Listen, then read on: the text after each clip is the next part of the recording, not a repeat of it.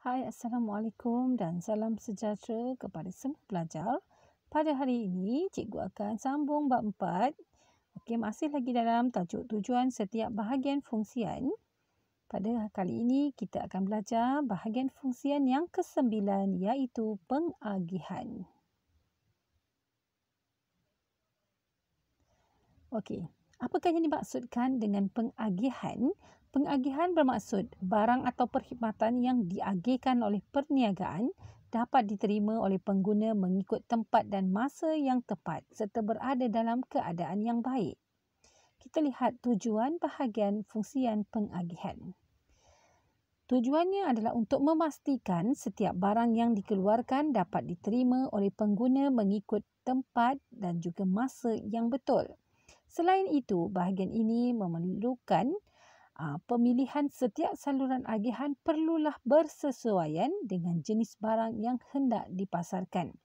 Bahagian ini juga akan memastikan pengangkutan yang digunakan bersesuaian dengan barang yang hendak diagihkan agar tidak berlaku pembaziran masa dan juga kos. Kita lihat peranan bahagian fungsian pengagihan. Terdapat beberapa peranan seperti yang pertama, memastikan barang disimpan dengan baik dan dilabel sebelum dihantar pada waktu yang tepat.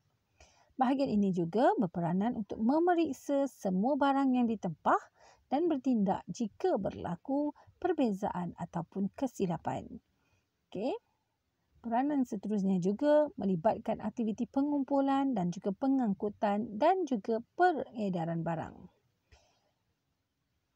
Selain itu, bahagian fungsian ini juga melengkapkan dokumen penghantaran, menyediakan jadual pergerakan kenderaan dan menyelesaikan masalah dalam proses pengagihan.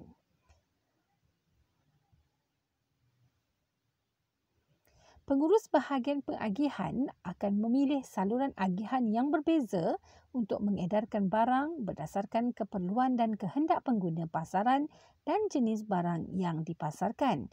Okey, bila kita bercerita mengenai pengagihan, terdapat 4 jenis saluran agihan yang digunakan dalam membuat pengagihan dan juga pengedaran barang kepada pengguna. Kita lihat yang pertama, saluran agihan 1 iaitu pengeluar terus kepada pengguna. Jenis saluran ini dikenali sebagai saluran pemasaran langsung. Pengeluar akan memastikan barang akan terus dihantar kepada pengguna akhir. Saluran agihan ini tidak melibatkan orang tengah.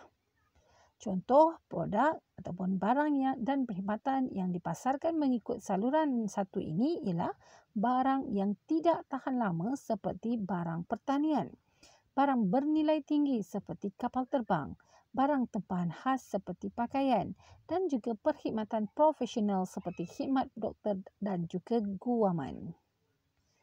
Okey, kita lihat pula saluran agihan yang kedua iaitu pengeluar kemudian kepada peruncit dan seterusnya kepada pengguna. Saluran agihan ini hanya melibatkan satu orang tengah sahaja. Pengeluar akan memasarkan barang kepada peruncit dahulu dan juga peruncit akan menjual barang kepada pengguna. Jenis barang yang sesuai diagihkan mengikut saluran agihan ini ialah barang yang memerlukan khidmat nasihat pakar dan juga barang tahan lama.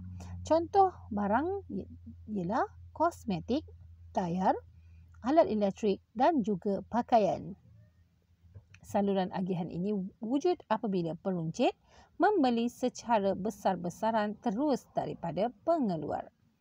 Kita lihat saluran agihan yang ketiga iaitu pengeluar kepada pemborong, pemborong kepada peruncit dan peruncit kepada pengguna. Jenis saluran ini mengandungi dua pihak pengantara iaitu pemborong dan juga peruncit. Pemborong berperanan membeli barang daripada pengeluar secara pukal. Seterusnya akan memecah pukal dalam kuantiti yang kecil untuk dijual kepada peruncit. Peruncit pula akan menjual barang kepada pengguna mengikut permintaan pengguna. Jenis barang yang sesuai digunakan dalam saluran agihan ini ialah barang keperluan harian seperti gula, beras dan juga barang dapur. Okey. Kita lihat saluran agihan yang terakhir iaitu saluran 4, pengeluar kepada ejen, ejen kepada peruncit dan juga peruncit kepada pengguna. Jadi saluran ini melibatkan ejen dan peruncit sebagai pengantara. Pengeluar akan melantik ejen untuk memasarkan dan juga mengedarkan barangnya kepada peruncit. Pengeluar akan membekalkan barangnya kepada ejen untuk diagihkan kepada peruncit. Peruncit pula akan menjual barang yang diperoleh daripada ejen kepada pengguna. Okey, contoh barang yang sesuai untuk saluran 4 ialah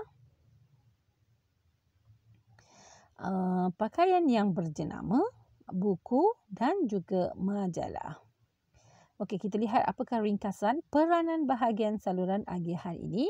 Yang pertama, memastikan barang disimpan dengan keadaan baik dan juga dilabel sebelum dihantar pada waktu yang tepat. Kemudian, memeriksa semua tempahan dan bertindak jika berlaku perbezaan. Melengkapkan penghantaran dokumen, menyediakan jadual pergerakan kenderaan dan juga menyelesaikan masalah dalam proses pengagihan. Okey, seterusnya.